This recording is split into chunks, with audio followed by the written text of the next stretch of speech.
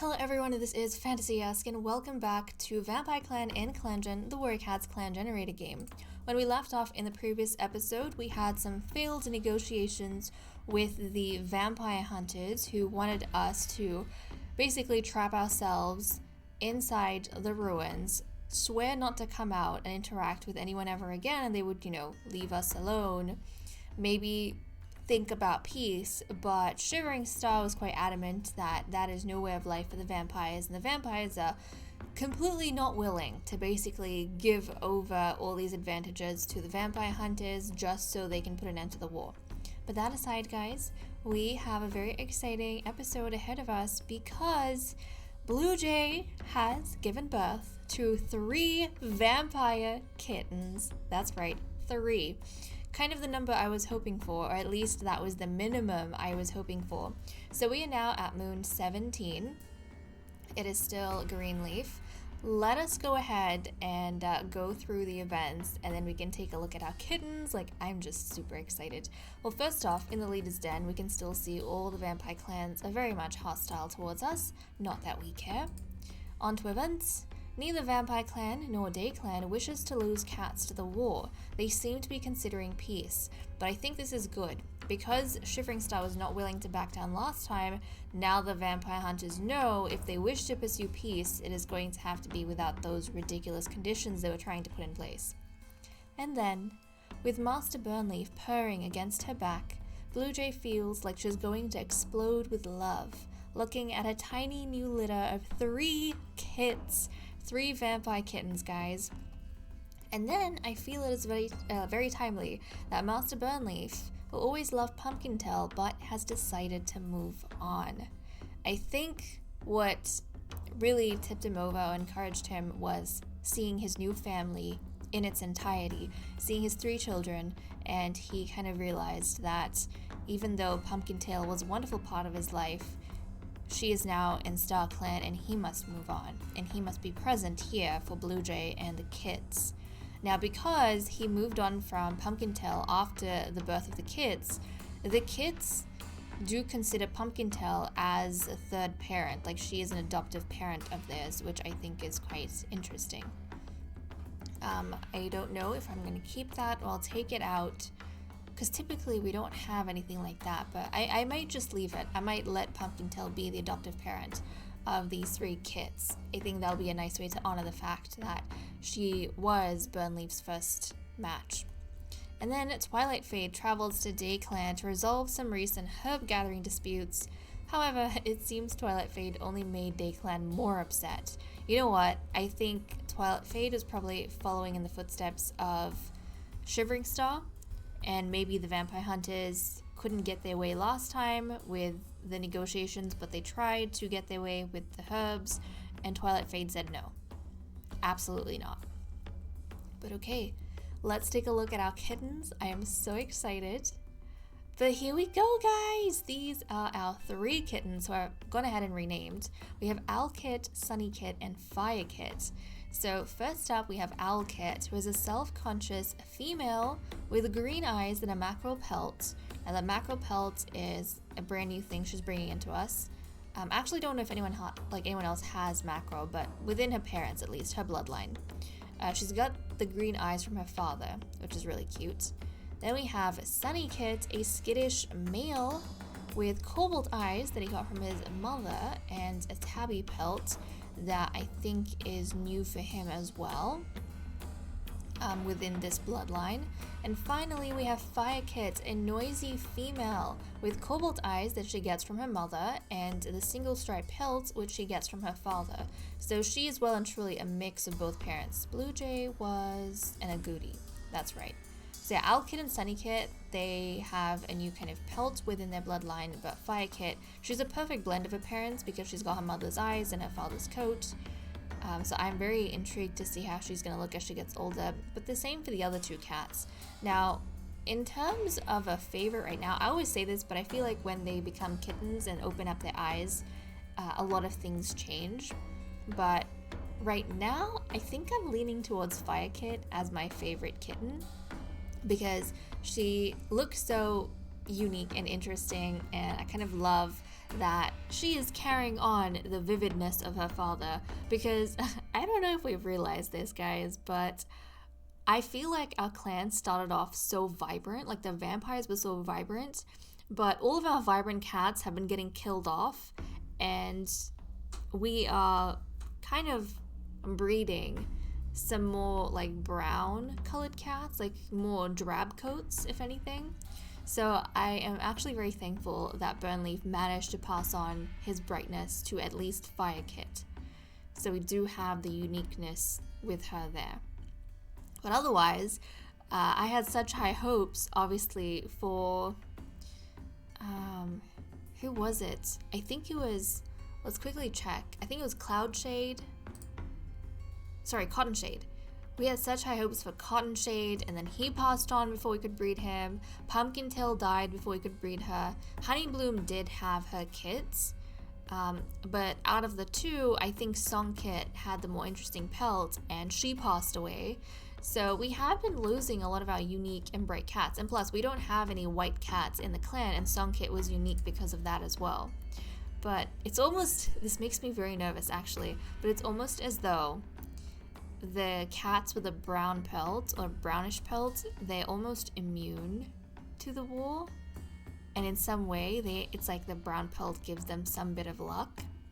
I could also see how within the ruins, like practically if you do have a drab pelt, it's easier for you to blend in and hide from the vampire hunters, but the more vibrant and bright you are, maybe, or like, you know, even like white colored, I suppose you stand out to the vampire hunters and they have an easier time tracking you down and targeting you, which makes me very nervous for Firekit. But I do love the 3 new kittens that we have, and I'm glad that we have a good mix of the genders. We did get our 2 females, but we also got a male, so that makes me really happy. But okay, let's check out our medicine cat den. Hazel Pelts gathered marigold, lungwort, oak leaves, and daisy this moon. And then on to relationships. Blue Jay tells a joke that only Firekit can understand. I also have to go check to see, actually, really quickly before we continue, we need to check to see who the favorite children are for the parents. You know how we love checking that. Oh, look at that! Firekit! So Burnleaf's favorite child is his youngest daughter, Firekit, which is kind of a perfect pairing. Even though he's lonesome and she's noisy, actually, aside from the fact that she looks a lot like him, the most like him, I think Burnleaf likes attention from the cats close to him because he is lonesome, but also he is lonely. So I think the fact that Firekit's noisy is very reassuring to him because she's constantly there with him, you know? And I feel like part of him might also be traumatized by the silence of Pumpkintail's death. So he probably likes noise as a sign of life and, you know, closeness. And then for Blue Jay, it is Owlkit! Her eldest daughter, her self-conscious eldest daughter, who I think looks the most like her out of all the kittens. And poor Sunnykit, the middle child, the son, our middle child. And hold on, she's self-conscious and Blue Jay's charismatic. So again, with this pairing, I imagine that Owlkit's self-consciousness maybe brings out the protectiveness in Blue Jay, and because she's charismatic, she's able to reassure her daughter quite a bit. So, very interesting dynamic, very interesting. It's obviously the skittish child. The skittish child is the invisible one, the invisible middle child. Oh, Sunnykit. But okay, let's continue with our relationships. Master Burnleaf is surprised to hear Hazelpelt express an ideal he can agree with. Master Burnleaf stands up for Blue Jay on a border patrol when confronted by the vampire hunters. Oh, look at that. Look at that. I think Blue Jay would have felt very secure with Master Burnleaf at her side, helping to protect her. Oh my goodness. And I suppose, in terms of the timeline, the kittens were born, he went on border patrol with Blue Jay, and I think maybe the fear he felt for Blue Jay when the vampire hunters confronted them reinforced for him that he needs to stop being stuck in the past, and he has a family in the present that he should be taking care of. so that helped him make the decision to move on from Pumpkintail. Twilight Fade and Lightsong chat about the clan news, most definitely the birth of the Kittens. Twilight Fade is inspired by Sunny Kit's passion. Okay, so at least someone's not forgetting Sunny Kit. Twilight Fade sends a clanmate to help Grandmaster Shivering Star with something he's struggling with. And then Grandmaster Shivering Star wakes a bunch of cats up for morning stretches, and they don't like it. Grandmaster Shivering Star points out a constellation to Fire Kit. Fire Kit's getting a lot of attention. Lightsong asks to be on a patrol with Shivering Star, Grandmaster Shivering Star. Quiet Flight is jealous that Master Burnleaf got to fight in a border skirmish when she didn't. Okay, so this seems like it's the second incident in the past moon where Burnleaf is going up against the vampire hunters. Hazel Pelt wants to explore two-leg place with Owl Kit. Okay, Hazel Pelt, you shouldn't be trying to take the kittens outside. Hazel Pelt is grossed out by something Blue Jay did. And Dusty Paw sees that Hazel Pelt's piece of prey looks tastier and asks if he'd like to swap. He agrees happily, saying that he likes that one better. Oh, look at that. Look at that, Hazel Pelt. I was like, Hazel Pit? No, Hazel Pelt. That's so nice of you. That is actually so nice of him. Okay, so that's all we have for the events. Let me cut the recording here and we'll continue with the cat list. Okay, it is time for us to continue with our cat list. We have had a change in terms of our loyalties, which is what we will start off with. Master Burnleaf is no longer loyal to Shivering Star, along with his 3 kittens that have just been born. So we know that just this moon alone, Burnleaf has gotten into 2 incidents with the vampire hunters, and I think that Burnleaf is probably too distracted with the safety of his family to think about Shivering Star and his leadership style, but also I feel as though Burnleaf might be putting his pride aside as a vampire and questioning the validity of Shivering Star's efforts to protect the clan, because Burnleaf recently and personally has been feeling as though his family's being targeted a lot, like with Blue Jay. He had to defend her against some vampire hunters and such when they were out and about, and then he came across another incident and he got really worried about how close the vampires were getting to the ruins where, you know, we have his 3 kids. So I think that's what's caused that little bit of upset with Burnleaf and why he's currently an anti-loyalist along with his children. And then with relationships, I actually noticed some changes. So the first change was with Burnleaf. And Burnleaf, guys, has ended his enemy ship with Lightsong. I don't know if you guys remember, but they were enemies for a while. Lightsong was, you know, his enemy. He was her enemy? They were enemies. Because Burnleaf hated Lightsong. But I think he has stopped holding whatever it was that caused this enemy ship. He stopped holding it against her, and I think it actually got to that point because of like a joke Lightsong made, or maybe something she said about Pumpkintail and Burnleaf, like literally the moon before Pumpkintail died, and so Burnleaf got really upset by that, and he was holding it against Lightsong this whole time, but obviously now he's moved on. He's willing to put that to rest, so he no longer hates Lightsong, which I was really happy to see, and obviously as a father, he's got other things to worry about. The next change I noticed was with Quiet Flight. Now, Quiet Flight resents Lightsong, so even though Lightsong has lost an enemy, she's just gained another one. So Quiet Flight is Lightsong's enemy. Now, we don't need infighting within the clan, but I guess sometimes you just can't help it. And I couldn't actually get a clear indication from the history as to what might have caused this resentment. And we know that both Quiet Flight and Lightsong were mentored by Twilight Fade, so I never expected them to have such a big dislike for one another. But these 2 cats, I mean, they're both charismatic. The only thing I can come to is that maybe at this point in time, because they're very close in age, they had the same mentor, They both have like a very similar personality. They keep butting heads. That's the only thing I can think of. But also, I kind of feel like Lightsong has grown up into a slightly more arrogant cat under Twilight Fade's tutelage compared to the way Hazelpelt was trying to be more humble in training her. And I think her arrogance might be a little bit more than what Quiet Flight is used to. And Quiet Flight, I think, had a strong enough personality to not be shaped by Twilight Fade too much. She kind of used to temper his grumpiness, but I don't think that's what happened with Lightsong. I think his grumpiness influenced Lightsong a little bit. So that's all I can think of, is a clash of personalities between these two cats. And the final change was with Lightsong, who also resents Quiet Flight. So it is something that is going both ways. And the only thing I can think of, again, is that clash of their personality.